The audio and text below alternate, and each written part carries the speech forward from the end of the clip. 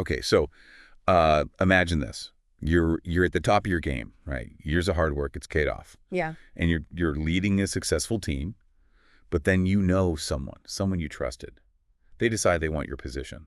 Hmm. And they're willing to play dirty to get it. Wow. Backstabbing, sabotage, maybe even, outright attempts to push you out. You've probably seen some version of this, play out in the corporate world. Yeah. But now, let's crank up the intensity. Okay. Okay? Let's travel back to 15th century Florence. We're diving into a world of ruthless ambition, deadly plots, and a conspiracy that shook the very foundations of one of the most powerful families in Renaissance Italy. The Medici. The Medici family, while not royalty in the traditional sense, held a level of influence that rivaled any royal court. Their wealth, initially built through banking, allowed them to become patrons of the arts, political kingmakers, and essentially the puppet masters of Florentine society. They were the ultimate power players, backing some of the greatest artists and thinkers of the Renaissance. Think Botticelli, Michelangelo, Donatello. I mean, their fingerprints were everywhere, from funding those magnificent works of art to literally shaping the cityscape with the construction of that iconic Duomo. And that Duomo with Brunelleschi's dome towering over the city became a symbol of Medici ambition and the family's grip on Florence. But as you can imagine, such immense power breeds envy and resentment. Not everyone was content to live in the Medici's shadow. Right. Enter the Pazzi family, another prominent banking family in Florence, but ones who felt increasingly sidelined by the Medici's dominance. They craved more influence, more power, and they saw the Medici as the primary obstacle to their ambitions. This wasn't just friendly competition. This was a rivalry that simmered with resentment and would eventually boil over into one of the most audacious plots in history. The Pazzi conspiracy. What's important to remember is that Florence at this time was a republic. But in reality, power was concentrated in the hands of a few wealthy families like the Medici. The Pazzi, with their banking interests and connections to other powerful families, felt they deserved a larger slice of that power. So it's got a powder keg of ambition, rivalry, and simmering resentment. What was the spark that ignited this explosive plot? What drove the Pazzi to such extreme measures? Well, several factors were at play. The Pazzi saw Lorenzo de' Medici, the head of the family, as increasingly autocratic. They believed he was consolidating too much power and manipulating the political system to his advantage. There were also financial disputes, competition over lucrative contracts, and even personal slights that fueled the animosity between the families. It sounds like a real-life Shakespearean drama, with whispers of conspiracy in the palazzos and plots hatched over lavish banquets. So how did they actually plan to take down the Medici? Did they try to outmaneuver them politically, or was this something more? Well, drastic. The Pazzi, realizing that Lorenzo's grip on Florence was tightening, decided that a more drastic solution was needed. Their plan was chilling in its simplicity and audacity: assassinate both Lorenzo and his younger brother, Giuliano de' Medici. Assassination. Talk about a high-stakes game. But who else was involved in this conspiracy? Was it just a family feud, or do they have more powerful allies pulling the strings? The web of conspiracy went far beyond the Pazzi family. They managed to enlist the support of other prominent families who felt threatened by the Medici's dominance. And most shockingly, they even gained the tacit approval of Pope Sixtus V. Wait, the Pope? Now that's a twist I wasn't expecting. Why would the head of the Catholic Church be involved in a plot to assassinate political leaders? The relationship between the papacy and the Italian city-states was incredibly complex. The Pope wasn't just a spiritual leader, he was also a temporal ruler with his own political ambitions. Sixtus V in particular had a tense relationship with the Medici. He resented their influence and saw them as a potential obstacle to his own goals in the region. So he saw the Pazzi's resentment as an opportunity to weaken the Medici and potentially gain more control over Florence himself. Talk about a power play. This is already sounding like a season finale of a House of Cards, but with much better costumes. The Pope's involvement added a layer of complexity and danger to the conspiracy. It gave the Pazzi a sense of legitimacy and access to resources they wouldn't have had otherwise. So we've got a potent mix of powerful families, simmering resentment, papal machinations, and a plan to eliminate the Medici brothers. Where do they decide to carry out this audacious plot? They chose a setting that would send shockwaves through Florence and beyond. The Duomo, the city's magnificent cathedral and a symbol of Medici patronage. Their plan was to strike during High Mass, a time when the cathedral would be packed with worshippers, including, of course, the Medici. Wow, using a holy day in the city's most sacred space for a political assassination. That's bold, even for the Renaissance. Did they think the crowds would provide cover for their assassins? Or was there some other strategy at play? It was a risky gamble, but the conspirators believed the crowded Duomo would offer both cover for the assassins and create chaos in the aftermath, making it easier to seize control of the city. They planned to kill Lorenzo and Giuliano during the Mass, and then use the confusion to incite an uprising against the Medici. So they had their plan, their allies, and their target. Did everything go according to plan on that fateful day in April 1478? Not exactly. Conspiracies, even with meticulous planning, are rarely flawless. The Pazzi encountered several setbacks and near misses leading up to the attack. They initially planned to strike during a banquet, but Giuliano was ill and didn't attend. Can you imagine the frustration of having your meticulously crafted assassination plot foiled by a case of the flu? It sounded like something out of a dark comedy. So did they just wait for another opportunity? Or did they feel pressure to act quickly before their plot was discovered? They were under immense pressure. The longer they waited, the greater the risk of their plan being exposed. So they decided to proceed with the attack at the Duomo the following day. Even though Giuliano was still recovering from his illness. That's a gutsy move. They must have been feeling the heat. So paint us a picture. It's April 26, 1478. The Duomo is filled with worshippers for High Mass. The Medici brothers are present, and somewhere in that crowd, assassins lurk, waiting for their moment to strike. The tension must have been palpable. And here's a chilling detail. Giuliano was only persuaded to attend the Mass by Francesco de Pazzi, one of the key conspirators. Talk about adding a layer of betrayal to an already treacherous plot. So the stage is set. The Medici brothers are in the Duomo, surrounded by worshippers, and the Pazzi conspirators and their hired assassins are ready to make their move. What happened next? Did they succeed in their audacious plan? Well, the signal for the attack was the elevation of the host, a sacred moment during the Mass. As the congregation bowed their heads, two assassins, Bernardo Bandini and Francesco de Pazzi, lunged at Giuliano, stabbing him repeatedly. He didn't stand a chance. Brutal. And what about Lorenzo? Did they manage to kill him as well? Lorenzo's fate was far different from his brothers. The two priests tasked with killing him were far less experienced assassins, and their attack was clumsy and poorly executed. They only managed to inflict a minor wound on Lorenzo's neck before his loyal supporters rushed to his defense. So Lorenzo managed to escape the assassins. Talk about a close call. It sounds like the Pazzi's plan went horribly wrong. What happened in the aftermath of the attack? Did they manage to capitalize on the chaos and seize control of Florence? That's where their plan completely unraveled. They had anticipated that the citizens of Florence, weary of Medici rule, would rise up and support their coup. But they severely misjudged the public sentiment. You mean the people didn't resent the Medici's power? I thought there was a lot of opposition to their dominance. While there were certainly factions who opposed the Medici, the Pazzi's brutal attack during a Holy Mass and the murder of the popular Giuliano backfired spectacularly. Instead of rallying to the Pazzi's cry of Popolo e Libertà, meaning people and liberty, the Florentines responded with chants of Palle, the Medici emblem. Wow. So the Pazzi's plan to spark a popular uprising actually solidified the Medici's grip on power. What an incredible miscalculation. Exactly. The Florentines saw the Pazzi not as liberators, but as power-hungry conspirators who had brought violence and sacrilege. To their city, the backlash was swift and brutal. So how did the Medici respond to this brazen attack? I imagine they weren't exactly known for their forgiveness. You're right about that. The Medici, with Lorenzo at the helm, unleashed a wave of retribution that swept through Florence. It wasn't just about punishing the conspirators. It was about sending a message that any challenge to their power would be met with swift and merciless force. It sounds like this deep dive is about to get even more intense. I'm definitely on the edge of my seat. We'll be back right after a quick break to explore the bloody aftermath of the Pazzi conspiracy. The streets of Florence, they were essentially transformed into a stage for the Medici's revenge. Yeah. It wasn't just about justice. It was about making an example of anyone who dared to challenge their authority.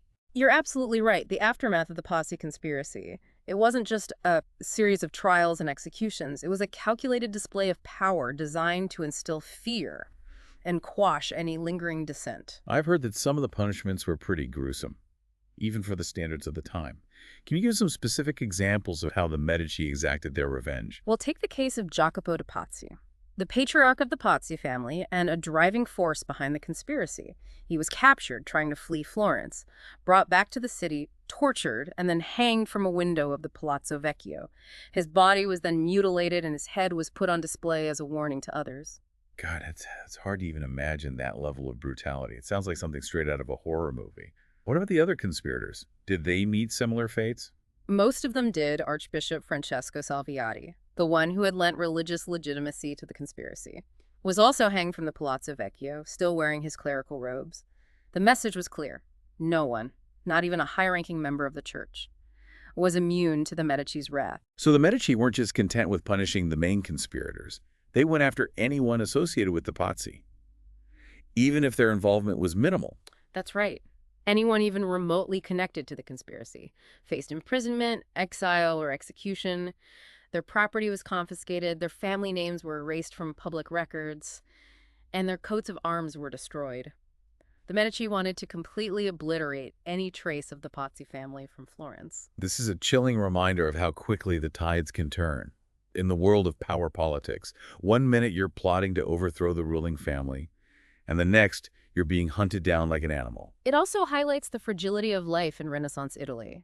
Political alliances were constantly shifting, betrayals were commonplace, and violence was often the preferred method of resolving disputes. It's amazing how Lorenzo de' Medici managed to not only survive this assassination attempt, but also emerge from it with even more power and control. Lorenzo was a shrewd politician and a master strategist. He knew how to exploit his enemies' weaknesses, and he wasn't afraid to use any means necessary to protect his family and consolidate his power. But the Pazzi conspiracy wasn't just a local Florentine affair, was it? We talked earlier about how Pope Sixtus V was involved in the plot. What was his reaction to the Medici's brutal response, especially the execution of Archbishop Salviati? Sixtus V was furious. He saw the execution of a high-ranking clergyman as a direct challenge to his authority. He excommunicated Lorenzo de' Medici and placed the entire city of Florence under interdict. Wait, excommunicated. I know that's a serious religious punishment. But what exactly did it mean for Lorenzo and Florence? Excommunication meant that Lorenzo was essentially cut off from the Catholic Church. He was denied the sacraments and was considered to be spiritually condemned. The interdict placed on Florence meant that religious services, including mass and burials, couldn't be performed in the city. Wow, that must have been a huge blow to the city, both religiously and politically. How did Lorenzo deal with that level of papal pressure? He used a combination of diplomacy, military maneuvering, and financial leverage. He sent envoys to Rome to try to negotiate with the Pope, while at the same time strengthening Florence's defenses against potential papal aggression. He also used his vast wealth to fund allies within the church and to try to sway public opinion in his favor. So it was a multifaceted strategy involving negotiation, military preparedness, and good old-fashioned bribery. Did Lorenzo eventually manage to get the interdict lifted and reconcile with the Pope? It took several years of complex political maneuvering, but eventually, yes, Lorenzo was able to secure a peace treaty with the Pope, and the interdict on Florence was lifted. He even played a key role in helping to elect a new, more favorable Pope a few years later. That's an incredible display of political savvy. He went from being excommunicated by the Pope to essentially becoming a papal kingmaker. But let's go back to that dramatic day in the Duomo. I remember you mentioning something about a famous artist witnessing the events of the Pazzi conspiracy. Who was that? Yes. Amidst all the chaos and bloodshed, none other than a young Leonardo da Vinci was present in Florence, just beginning his artistic career. Leonardo da Vinci. As in the Mona Lisa and the Last Supper, Leonardo da Vinci. What was he doing in Florence at that time, and what did he witness? He was there as a student and apprentice, soaking up the artistic and intellectual ferment of the city, and we know from his notebooks that he was present at the execution of Bernardo Bandini, one of the assassins who attacked Giuliano de' Medici. Bandini had managed to escape Florence, but was eventually captured and brought back to face justice. Wow, so Leonardo da Vinci witnessed the brutal aftermath of the Pazzi conspiracy firsthand. It makes you wonder how this experience might have shaped his worldview, his art, and his understanding of human nature. It's an intriguing question, isn't it? Here's a fascinating detail. Even in the face of this gruesome execution, Leonardo's keen eye for observation was at work. His notebook contains meticulous descriptions of Bandini's clothing, the colors, the fabrics, and the way they draped on his body as he was hanged. So even in the midst of this violent spectacle, Leonardo was drawn to the details, the artistry, the visual elements of the scene. It's a reminder that even the most horrific events can be seen through different lenses. Exactly. Leonardo's presence at the execution of Bandini adds another layer of complexity to this already fascinating story. It reminds us that history isn't just about grand narratives and powerful figures. It's also about the individual lives that are touched by these events, the witnesses who observe and record, and the artists who find inspiration. even in the darkest of moments. This whole story is a whirlwind of ambition, betrayal, violence, and political intrigue. But what can we as modern listeners glean from this historical deep dive? What makes this story relevant beyond the world of Renaissance Florence? It strikes me that this story, while set in the world of Renaissance Italy, has some surprisingly modern parallels. The ruthless ambition, the backstabbing, the quest for power at any cost. It's all very familiar. We see similar dynamics play out in corporations and political campaigns, even on social media sometimes. It's a testament to the enduring nature of human ambition and the timeless allure of power. The Pazzi conspiracy, while set against the backdrop of Renaissance Florence, speaks to something fundamental about human nature. The Pazzi were willing to risk everything, their families, their fortunes, even their lives, for a chance to seize power. It's a cautionary tale about the corrupting influence of unchecked ambition. And it highlights the dangers of underestimating your opponents. The Pazzi thought they could exploit the Medici's vulnerabilities, but they failed to grasp the depth of their support and the ferocity of their response. They also completely misjudged the public's reaction to their actions, attacking the Medici during a religious service. In the city's most sacred space was a PR disaster of epic proportions. It turned public opinion against them and solidified the Medici's position. It's a reminder that even in the most ruthless power struggles, perception matters. The Pazzi thought they could seize power through violence and intimidation, but they underestimated the importance of public support and the power of symbolism. It also makes you wonder about the nature of power itself. The Medici, while they were the victims in this story, weren't exactly saints themselves. They built their empire through shrewd dealings, strategic alliances, and sometimes ruthless tactics. That's the complex reality of power. It's rarely a simple dichotomy of good versus evil. The Pazzis were driven by greed and envy, and their actions were reprehensible. But the Medici, while often benevolent rulers, were also masters of manipulating the levers of power to maintain their dominance. So what's the lasting legacy of the Pazzi conspiracy? Did it change the political landscape of Florence? Or was it just a bloody footnote in the city's history?